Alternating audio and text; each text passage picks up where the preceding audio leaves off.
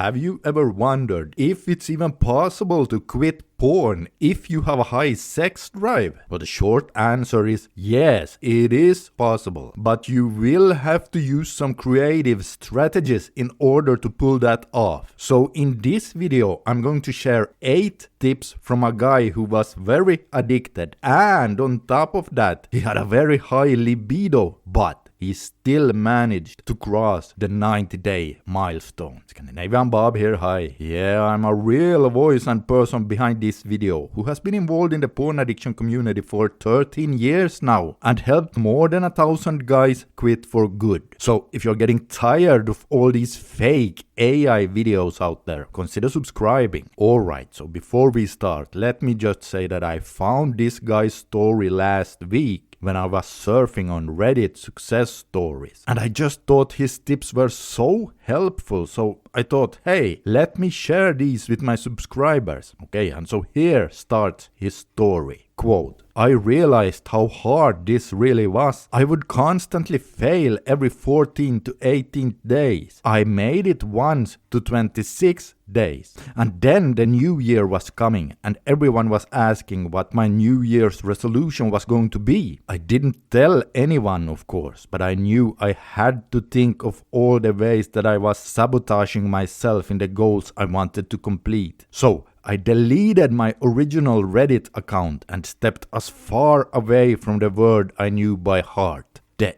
internet. This is how I did it. Tip number 1. I started timing my showers and trying to get the fastest time possible, so I wouldn't just daydream and get a boner. I embraced the cold air after a warm shower to remind myself of the goals I was trying to accomplish. Unquote. Okay, and I'm going to jump in and make a short comment after each of his tips here.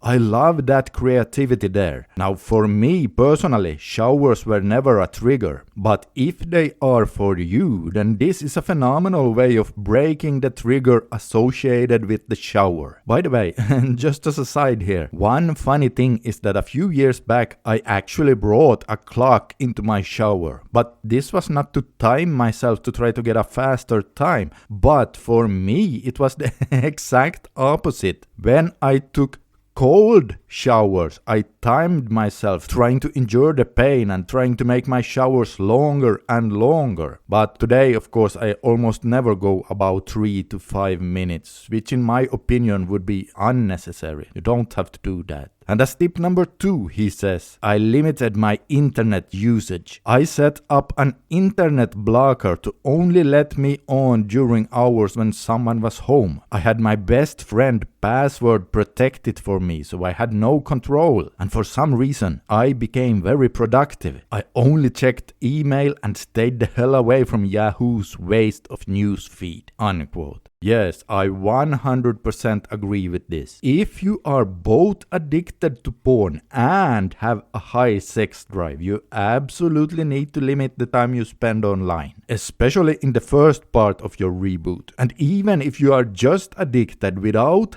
having a high sex drive, you should limit your internet use. And using a blocker is not cheating. In fact, it can be a very smart thing to do. And I love the creative part about giving the password to one of his friends.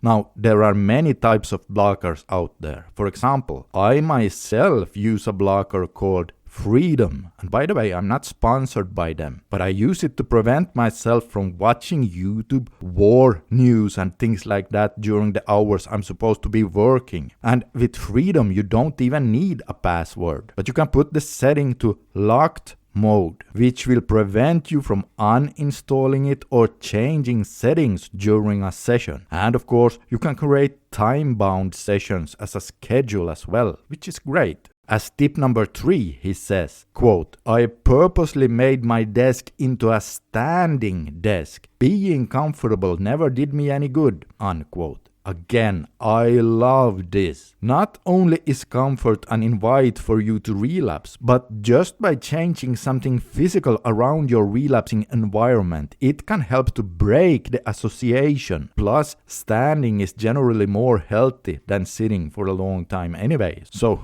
it's great stuff. Tip number 4, quote, I exercised my ass off so that most nights I would be able to sleep right when my head hit the pillow. Not as much weightlifting as I thought, but a lot of walking and biking." Unquote. Yeah, and this is of course also good, and I have been stressing the importance of exercise for, well, as long as I've had a YouTube channel. However, I don't really like the way he puts it here, as it is indeed possible to overtrain. And if you start doing that, you are not doing yourself any favors. But yeah, exercise is a must. Just use your head, and perhaps don't exercise so hard right before bed. But if you are going to exercise hard, do it earlier in the day. That way it's easier to fall asleep. Number 5. I cut all processed sugar out of my diet and increased vegetables, fruits, and protein. I did not realize how much sugar can affect you. Sometimes sugar will aid in bad decisions. It took me a good month to transition over because of the junk I was eating." Unquote. Yeah, and once again, I have to agree here. My long-term subscribers have heard me say many times how sugar made me much more likely to relapse back when I was rebooting. Sugar had a tendency to wake up what I used to call the sleeping dopamine bear. And once he was awake, he wanted more cheap dopamine. In any way, shape or form he could get it. Tip number 6. I cut Reddit and all other sites that could lead me to view any pornographic material. I would occasionally go to New York Times or my local news website for weather and traffic. Unquote. Yep. This is also a very good thing to do, especially in the beginning of your reboot. Try to avoid triggering sites or social media platforms in the beginning of your reboot. It's a really good thing to do.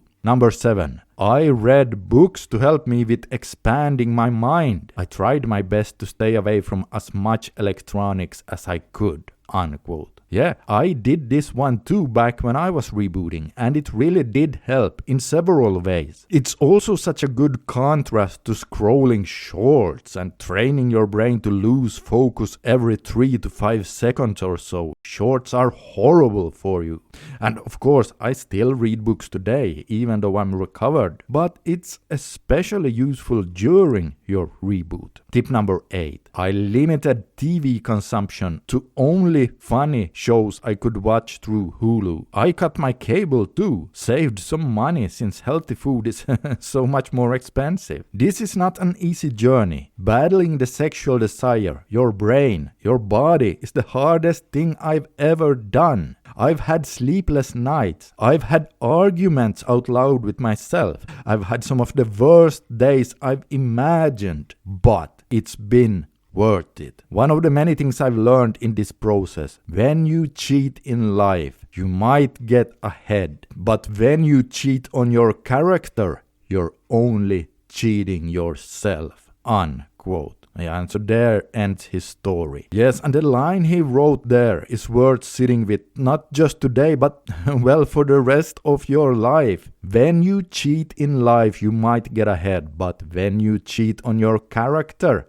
you're only cheating yourself. I love that sentence. Yeah, very good stuff. Alright, I hope you found his tips helpful. And speaking of help, as always, if you need my help with your reboot in any way, you can find ways to work with me under this video. And also, because this video only focused on creative tips on how to stay strong and not about benefits experienced, you might be starving to hear some of those right now. So watch this video next, where I talk about a real study showing some interesting confidence benefits of giving up porn. Just click on it right now and you'll see exactly what I mean. This is Scandinavian Bob signing out for today. Consider subscribing for more, and I'll see you in the next one.